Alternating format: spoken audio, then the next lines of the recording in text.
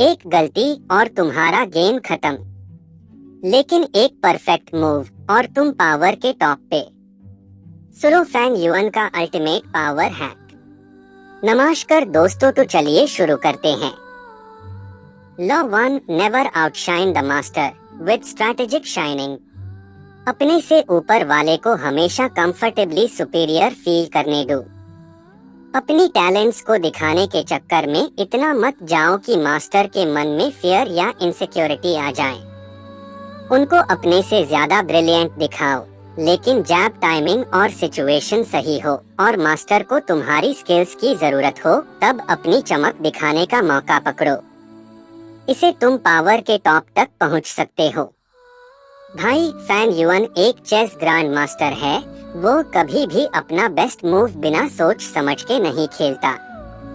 ये लॉ कहता है मास्टर को आउटशाइन करना हाराकिरी है, लेकिन अगर तुम्हें पता है कि मास्टर को तुम्हारी स्किल्स की डेस्परेट नीड है और वो वीक या डिपेंडेंट है, तब अपनी ब्रिलियंस थोड़ी सी दिखाना is like playing a trump card. लेकिन याद रखो, ये मूव कैलकुलेटेड होना चाहिए। जैसे फैंग युआन अपनी डीमोनिक पावर्स को परफेक्ट मोमेंट पे अनलीश करता है। ओके, इमेजिन ये scene. Nicolas Fouquet, Louis the 14th का फाइनेंस मिनिस्टर, एक बड़ा लाविश बंदा था। पार्टीज, पोएट्री और पैसा सब में नंबर 1। 1661 में जब प्राइम मिनिस्टर का पोस्ट खाली हुआ, फुक्वेट को लगा, भाई ये तो मेरी हाई पॉकेट में है। लेकिन किंग ने उसको ठेंगा दिखा दिया। फुक्वेट को लगा, नो वरीज, मैं एक जबरदस्त पार्टी थ्रो करता हूँ, किंग इम्प्रेस हो जाएगा। तो उसने वॉक्स लेविकॉम्ट शैटो के कंप्लीशन के नाम पे एक माइंड ब्लोइंग पार्टी प्लान की। यूरोप के टॉप नोबल्स आए, ला फॉन्टेन, मोलियर जैसे लेजेंड्स भी थे। 7 कोर्स डिनर, ओरिएंटल फूड जो फ्रांस ने पहले कभी नहीं देखा, म्यूजिक, फायरवर्क्स और मोलियर का प्ले, सब एकदम परफेक्ट। किंग को लगा ये पार्टी उसके लिए ट्रिब्यूट है, लेकिन असलियत? फुक्वेट अपनी पावर और वेल्थ फ्लेक्स कर रहा था। क्या हुआ नेक्स्ट? अगले दिन किंग के मस्केटियर डियर तागनन ने फुक्वेट को अरेस्ट कर लिया। 3 महीने बाद उस पे ट्रेजरी से चोरी का इल्जाम लगा, जो मोस्टली किंग के कहने पे ही किया था उसने। फुक्वेट को पायरनीज के एक आइसोलेटेड जेल में 20 साल तक बंद रखा गया, अकेला। फुक्वेट ने एकदम नूब वाली गलती की। फैंग युआन होता तो ये कभी नहीं करता। वो जनता है, जब बात पावर की हो तो मास्टर को इनसिक्योर फील कराना game over. Louis the 14th, the sun king, चाहता था कि वो ही हर जगह सेंटर ऑफ अटेंशन रहे। फुक्वेट का ये लाविश दिखावा उसके ईगो पे चोट था। हर स्पेक्टेकल के साथ फुक्वेट अपने आप को किंग से ऊपर दिखा रहा था, और लुइस ने सोचा, ये बंदा मुझसे ज्यादा पॉपुलर क्यों हो रहा है। बस इसने उसको एक्सक्यूज ढूंढ के सजा दी, चोरी का इल्जाम लगा के। फैंग युआन कहता, अपनी चमक को कंट्रोल करो, वरना मास्टर तुम्हें खा जाएगा। Observance of the law, Galileo का मास्टर स्ट्रोक। अब सुनो गैलीलियो की चतुराई। ये एक 600s का सीन है। गैलीलियो एक साइंटिस्ट था, लेकिन उसको भी पैट्रोनेज चाहिए था, वरना रिसर्च का पैसा कहाँ से आता। वो अपने इन्वेंशंस रूलर्स को गिफ्ट करता था, लेकिन कैश नहीं मिलता था, बस गिफ्ट्स। इसे उसकी लाइफ इनसिक्योर थी। 1610 में गैलीलियो ने जुपिटर के मून्स डिस्कवर किए। अब यहाँ उसने एक प्रो-लेवल मूव खेला। इंस्टेड ऑफ अपनी डिस्कवरी को सब पैटर्न्स के बीच बांटने के, उसने सिर्फ मेडिसिस पे फोकस किया। क्यों? क्योंकि मेडिसी फैमिली का सिंबल था Jupiter, god of gods. Galileo ने कहा, ये मून्स तो मेडिसिस के लिए ही आसमां में आए हैं। उसने कहा, जुपिटर के 4 मून्स कोसीमो आई के 4 बेटे के जैसे हैं, जो उसके अराउंड रिवॉल्व करते हैं। और तो और उसने एक एम्ब्लेम बनवाया, जुपिटर विद 4 स्टार्स, एंड ये कोसीमो टू को डेडिकेट किया। रिजल्ट, कोसीमो ने गैलीलियो को अपना ऑफिशियल कोर्ट फिलोसफर बना दिया, फुल सैलरी के साथ। गैलीलियो के बेगिंग के दिन खत्म।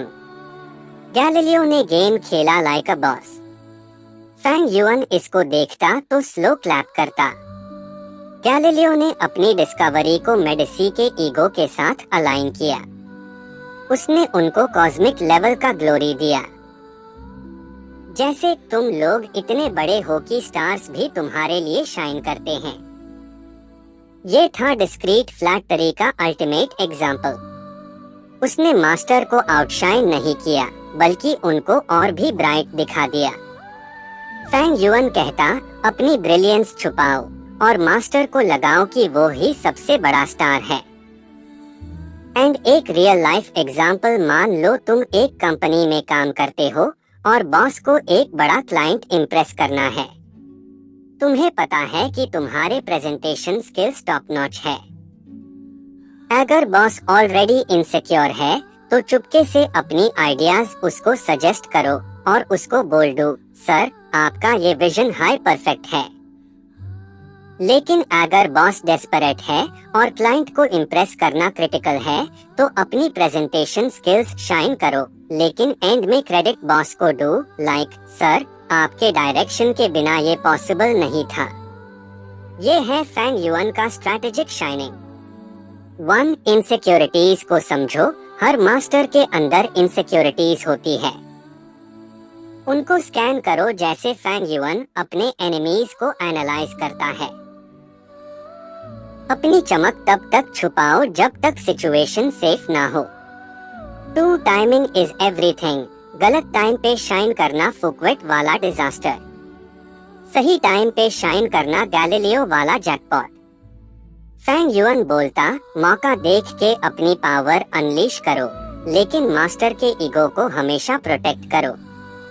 3. स्ट्रैटेजिक शाइनिंग का आर्ट। जब मास्टर को तुम्हारी स्किल की जरूरत हो तब अपनी ब्रिलियंस दिखाना, लेकिन ऐसे कि वो हीरो बने।